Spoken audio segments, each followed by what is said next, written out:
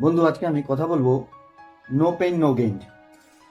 এই no pain no gain খুব চেনা, তাই না? হয়তো কোথাও না কোথাও শুনে থাকবেন নো পেইন নো গেইন। যেই কাজে আপনি ব্যথা পাবেন না সেই কাজে লাভের পরিমাণ বলতে গেলে শূন্য। আসলে আমি বলতে চাইছি যে কোনো কাজ হতে পারে, আর সেই কাজে যদি কষ্ট বা ব্যথা অনুভব করতে না পারেন আপনি, তাহলে বুঝবেন সেই কাজে থেকে আপনি সফলতা পাবেন না। নমস্কার, আমি Lakshmikanta Roy, motivation speaker and leadership consult. আমি আপনাদের এক্সাম্পলের মাধ্যমে বোঝাতে চাইব।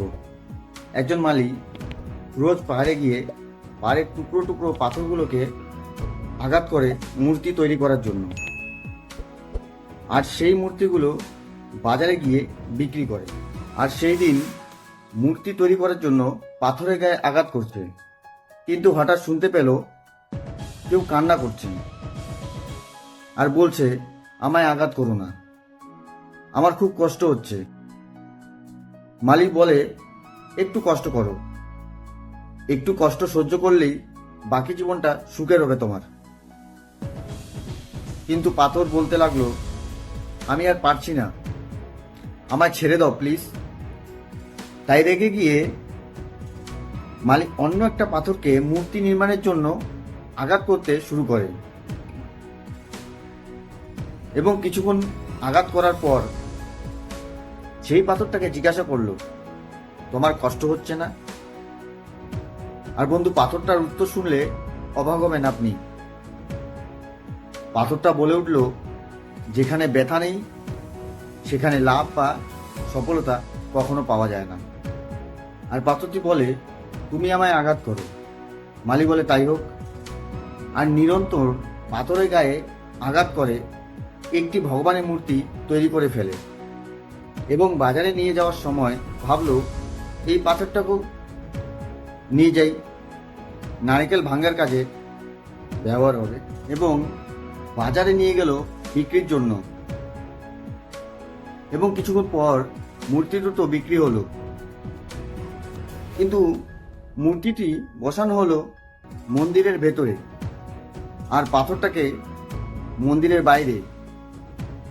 আর যখনই পুজো দিতে আসে লোকজন, তখনই মূর্তিটিতে পুজো দেয় এবং তার সামনে হাত জোর করে মাথা নত করে, অর্থাৎ প্রণাম জানায়। এবং অপরদিকে বাইরের পাথরটাতে নারকেল ফাটায়।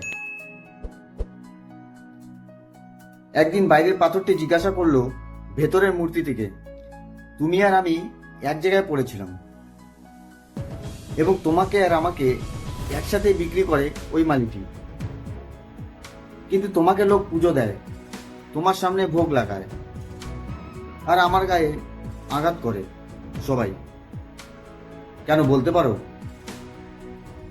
তখন মূর্তিটি বলে, সেই দিন তুমি আঘাত সহ্য করতে পারোনি, বারবার বাধা দিয়েছ, তাই আজ বারবার আঘাত পেতে হচ্ছে তোমায়। আর আমি কষ্ট করে ব্যথা সহ্য করেছি, তাই মূর্তি রূপ দিয়েছে মালিটি, এবং আমার জীবন পরিবর্তন করে দিয়েছে উনি। কিছু পেতে হলে কিছু হারাতে হবে তোমায়।